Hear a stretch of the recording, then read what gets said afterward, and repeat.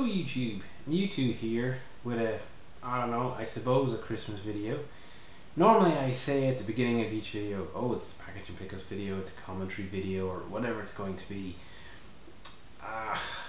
And when I was sitting after recording this one, and even thinking about it beforehand, I was like, I have no idea what this video is going to be. The kind of Christmas holidays really just throws everything off at times.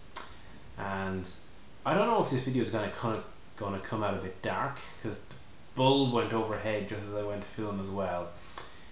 So the lighting department as well as the production and the editing department are out, but at least the costume department are in today. I'm probably going to do a bit of rambling as well as pickups and whatnot, but I may as well get on with the few little bits and bobs that I have got. And what will we see? Suppose we'll start off with a kind of a weird little item. Good old friend Sonic. I was passing through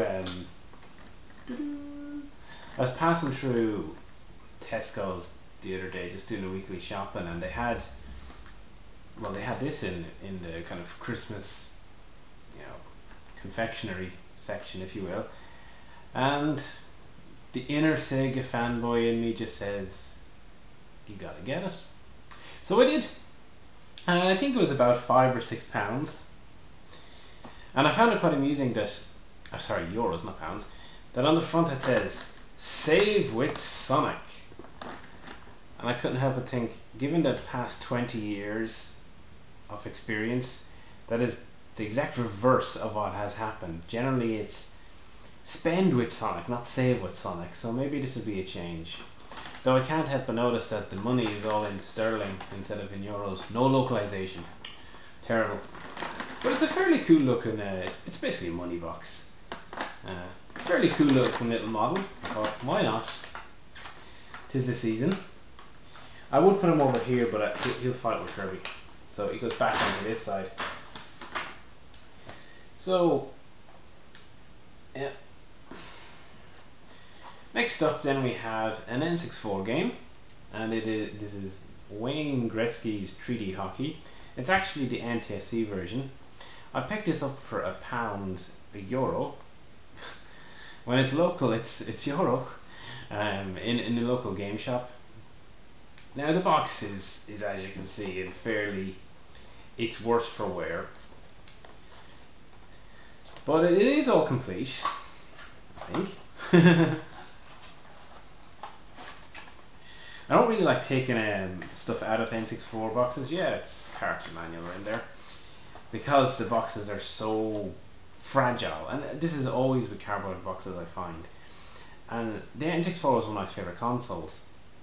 I actually prefer it to Sega Master System, believe it or not. But I hated taking the games out of the box. So what I ended up doing is I would take the game out and leave the cartridges all separate and keep the boxes away, stored, so that I didn't have to damage them by trying to take them in and out and get them closed. Because even back then, just the condition and the difficulty in maintaining these was just driving me mad. But anyway, I mean, it's only a sports game, so not really much to say. Even I don't even have a way of playing it. But I mean, they have a little separate converter required. Part of the reason why I picked it up was it has these kind of sticker marks, and I wanted to basically use it as a test box for getting stickers off and getting the right level of goo gone and things like that before I'd apply it to something that I actually valued. Great to kind of be able to use a dummy run before you stick a load of goo gone on an expensive game. What's up next? Another little local charity shop find then. Lord of the Rings, the Third Age. This was €1. So not exactly big spending, and it's all complete and in good condition. It's one RPG to rule them all. I wonder how long it took them to come up with that. You can just imagine all the different planning meetings. What shall we call the tagline? Is there anything noteworthy from the franchise? Is there any line that kind of sticks out as a cultural reference? No. I haven't actually had a chance to try that yet. So even the ones I can play, I haven't tried.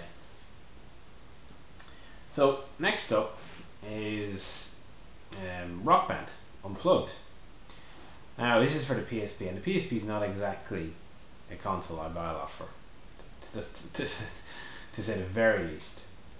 But when I was in HMV, I seen that they had this for, and it was, oh, it's in the PSP, the disc,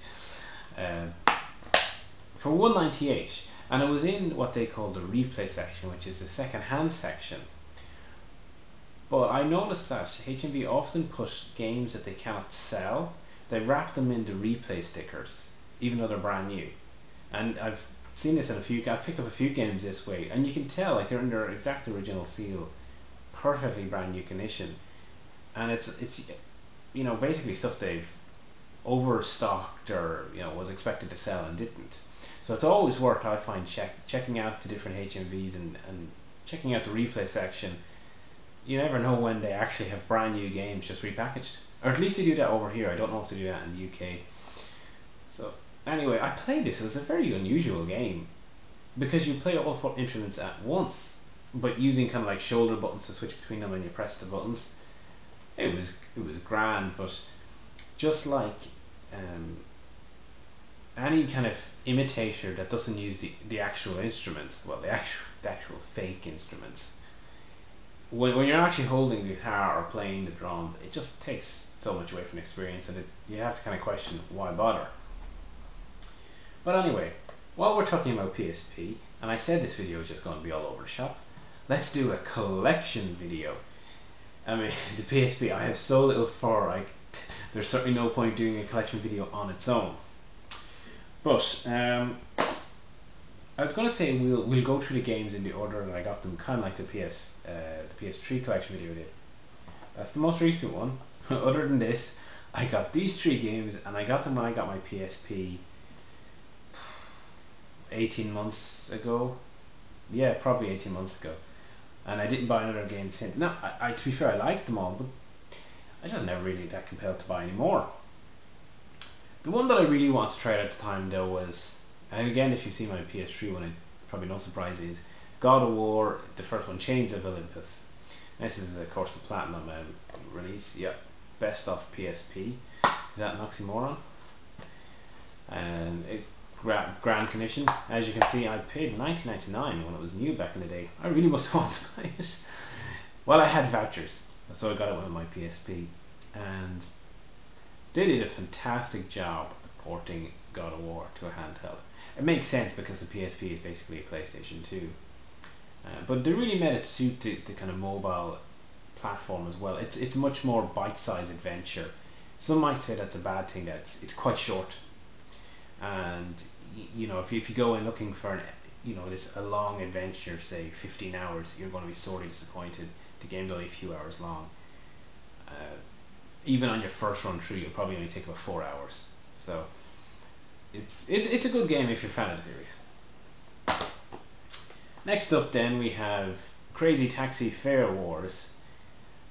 I'm not a huge Crazy Taxi fan, but I do kind of enjoy, the odd play of the first game, and I figured that it'd be good for pick-up portable play.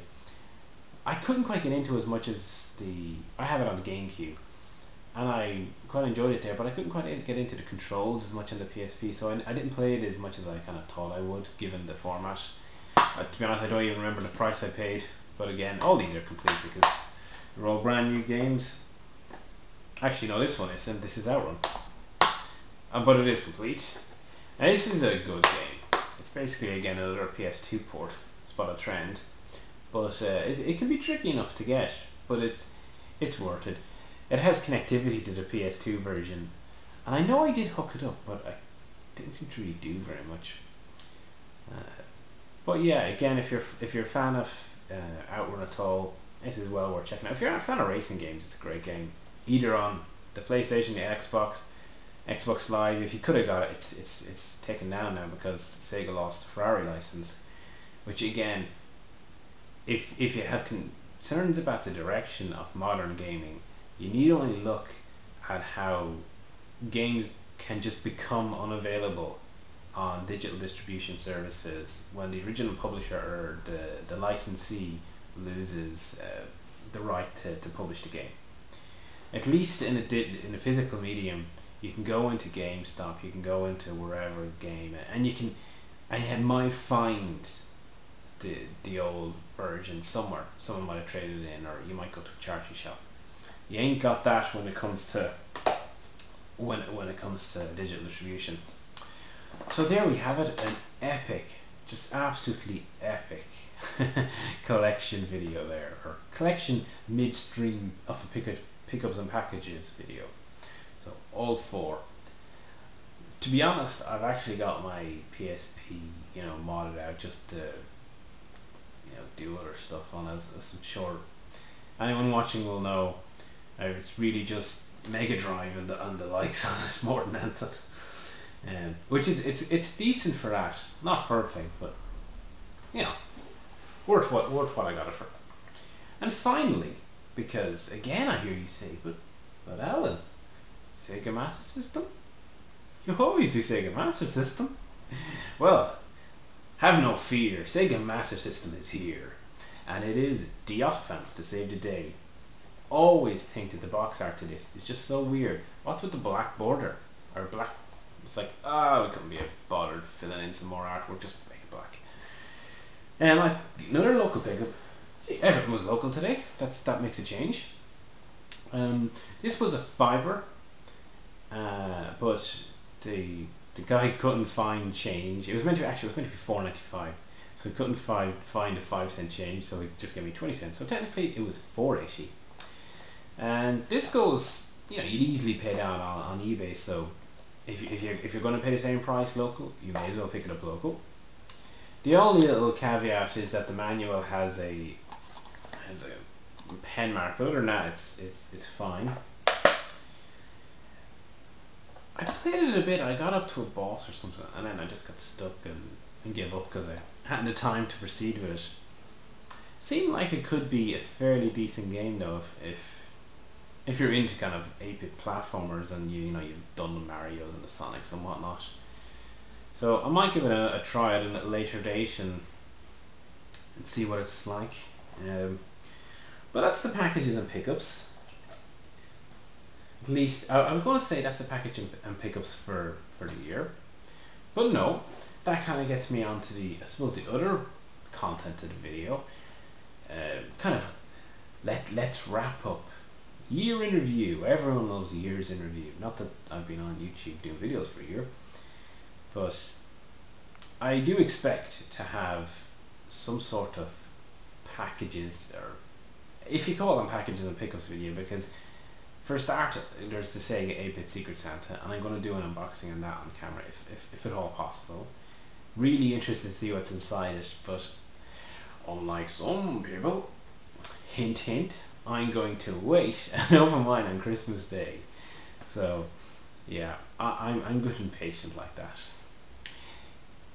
And then I'm sure there's going to be some stuff at Christmas that I'll probably do videos on. So there'll definitely be more content. Not too sure though when I'll put up videos, because of course you're going to have a changing of the normal kind of schedule, shall we say, that you go through on a weekly basis.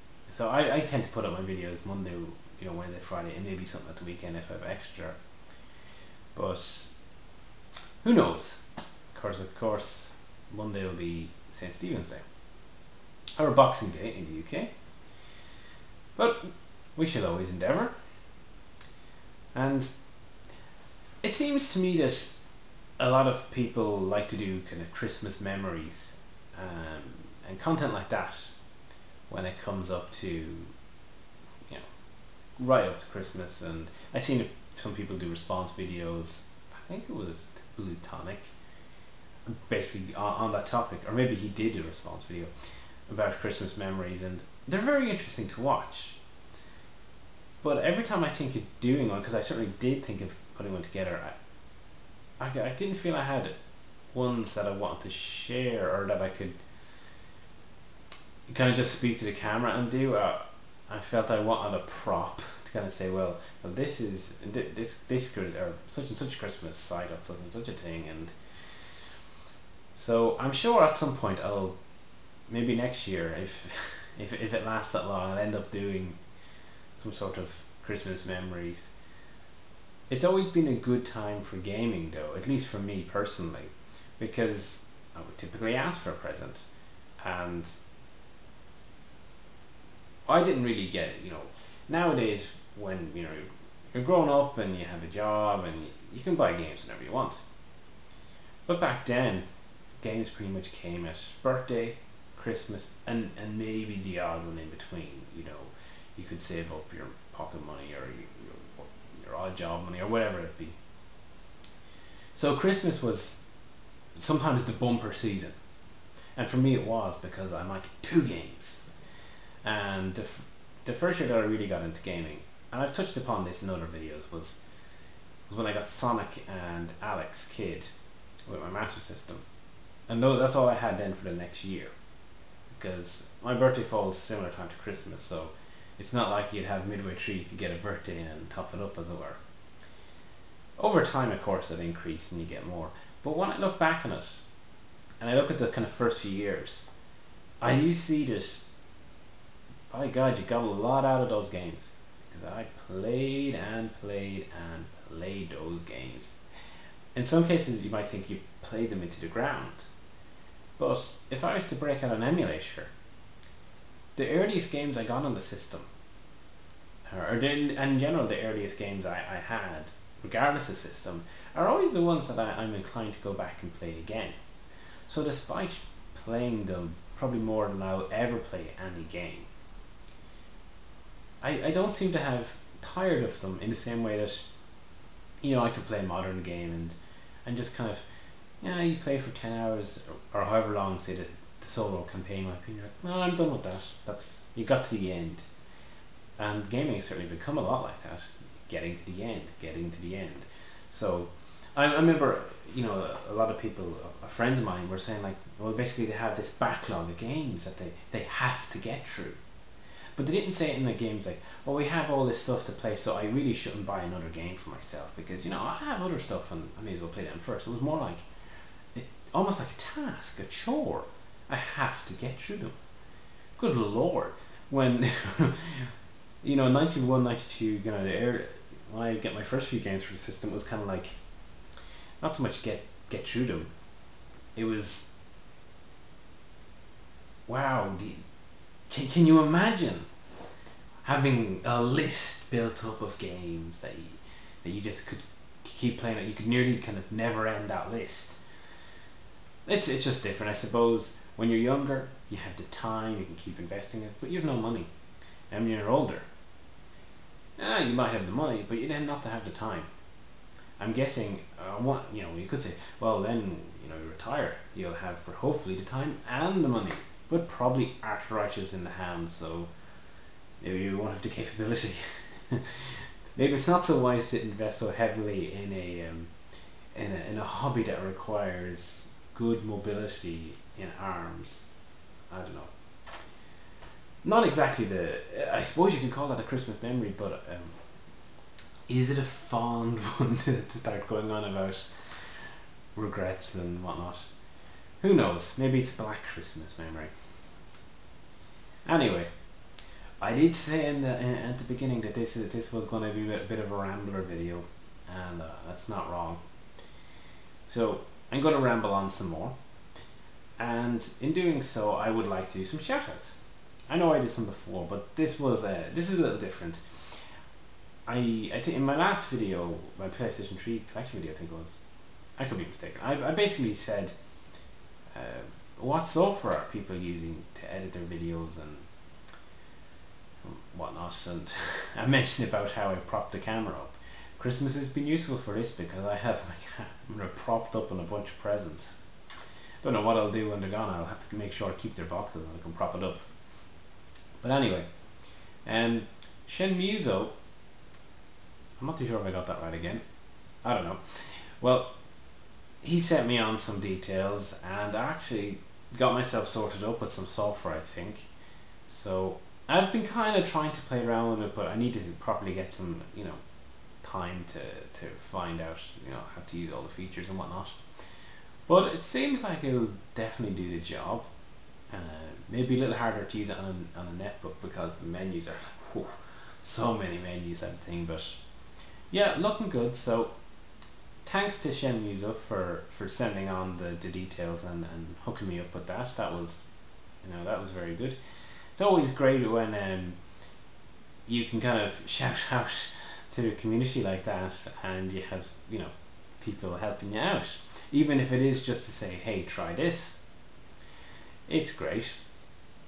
And speaking of shout outs, it's definitely time, I think, to thank everyone who has contributed to the channel through comments, likes, PMs, or just subscribing, and just watching, whether or not you subscribe or not, just those who've watched and hopefully enjoyed and found some of the content interesting or informative, or I don't know, whatever, funny. Sometimes you wonder, what is the content point? Maybe it has no point. But I've distracted myself, completely distracted myself. Brilliant. Yep, you're in the middle of a thank you and you just get totally lost. But yes, thank you to everyone who has contributed in any form. It's greatly appreciated, and it's kind of why people do this, I suppose. There is an element of feedback, and it is rewarding. So everyone who subscribed, a very Merry Christmas and a terrible New Year. No, wait, that's not right. Oh no, it's a Happy New Year. Until next time, which hopefully won't be too far in the future. A few days, we'll see what old Saint Nick brings.